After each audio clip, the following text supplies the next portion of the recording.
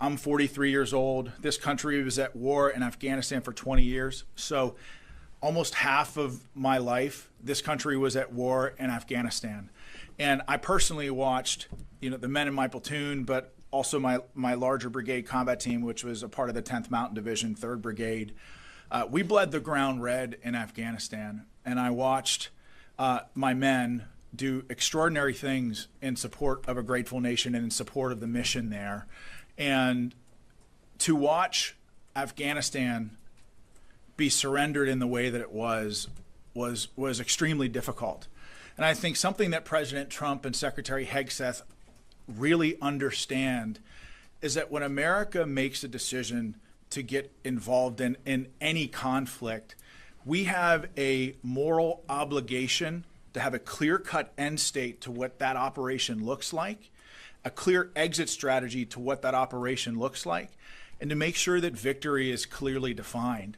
And I think in Iraq and certainly in Afghanistan over the last 20-some years, I think maybe we've struggled a little bit with those finer points. But I'll say that the President Trump and Secretary Hegseth, they understand that when America gets involved in a fight, it's our job to also end that fight as fast as humanly possible because we have a moral obligation to win and win decisively. Otherwise, you're going to have an entire generation of American warriors wondering what the hell it was all for.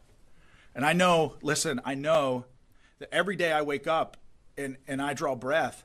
Welcome to the new Pentagon press briefing room, in line with the Secretary's vision to make this the most transparent Department of Defense in history.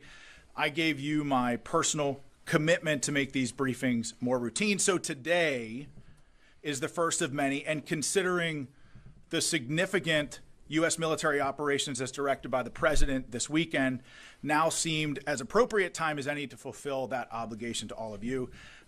As many of you all know, we had an election back in November, and as a result of that election, an overwhelming mandate from the American people, there's a new president in the White House, and that, of course, is our president, President Donald Trump, who has immediately gotten to work on his America First agenda for the Department of Defense.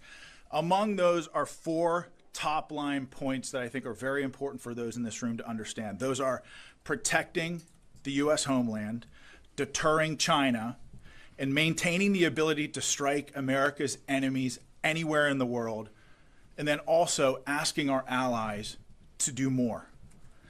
We all know that this is a tall task, to be sure. So President Trump knew we needed a certain type of leader to bring the department into the 21st century, and he found that leader in now Secretary Pete Hegseth. So in less than 2 months, Secretary Hegseth has taken monumental steps to return the Department of Defense to its core mission, which is warfighting, lethality, meritocracy. In a very, very short amount of time, Secretary Hegseth has restored the warrior ethos. He's declared DEI dead at the DoD. He's made the sovereignty of our borders a matter of national security. And we are refocused on training, fitness, and high standards across the board here in the Department of Defense. So before we get into our updates today, I just wanted to take this opportunity to say that this Department of Defense is committed to achieving our mission of maintaining the greatest fighting force the world has ever known, and returning the Department of Defense back to the American warfighter and making it more transparent to the American taxpayer.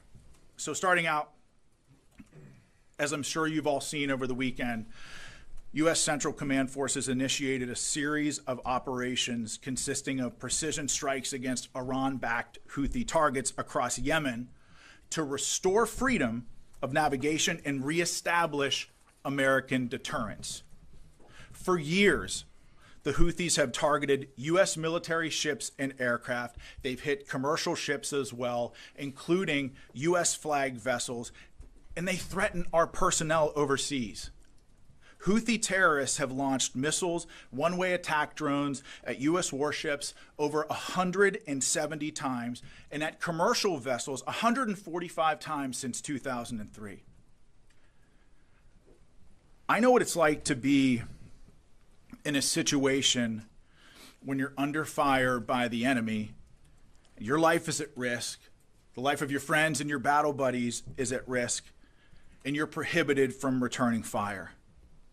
That's a hellish situation that I wouldn't wish on my worst adversary. It's a tough position that we put America's sons and daughters in.